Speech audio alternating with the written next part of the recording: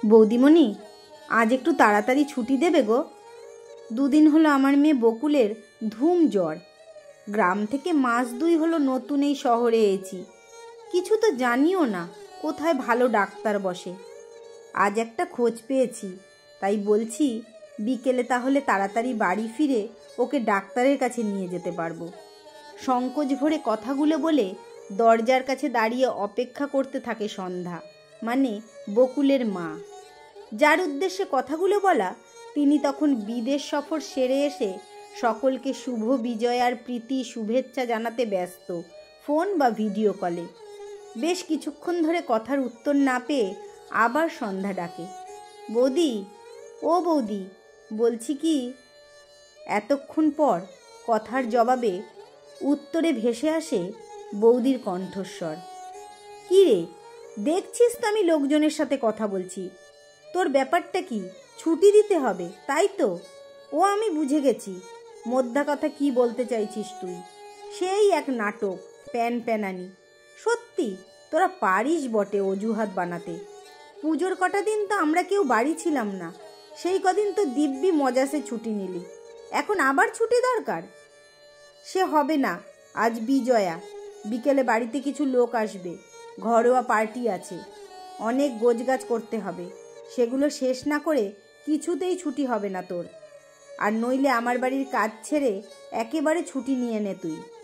আমি অন্য কোনো কাজের লোক দেখে নেব।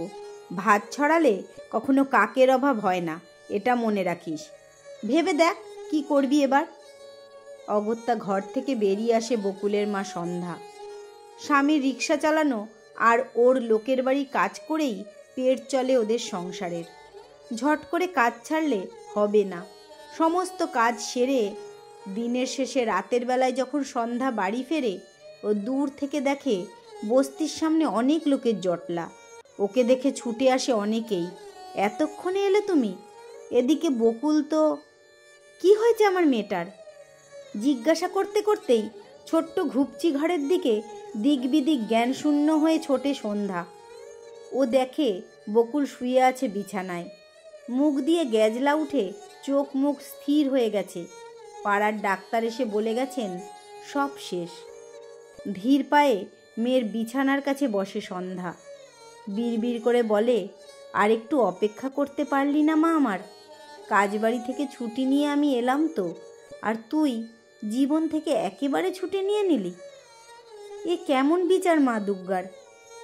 আজ মা দুর্গার বিসর্জন হবে, সেই সাথে আমার কোল খালি করে ছুটি নিয়ে চিরদিনের মতো তুইও চলে যাবি রে। কথাগুলো বলতে বলতেই মাথাটা ঘুরে যায় সন্ধ্যার। কদিন ধরেই এমন হচ্ছে। এ মাসে মেয়েলি শরীর খারাপটাও হয়নি। নিজের পুরনো অভিজ্ঞতা দিয়ে সন্ধ্যা বুঝতে পারে আবার নতুন কোনো প্রাণ এসেছে ওর গর্ভে। পেটে হাত দিয়ে ও অনুভব করে কানে কানে যেন বকুল বলছে, কাঁদিস নে মা, আমি আবার তোর কোলেই ফিরে আসব। আজ আমার বিসর্জন হবে বটে, কিন্তু তোকে শক্ত হতে হবে আবার আমার আবাহনের জন্য। বিসর্জনের মধ্যেই তো আবাহনের মন্ত্র লুকিয়ে থাকে মা।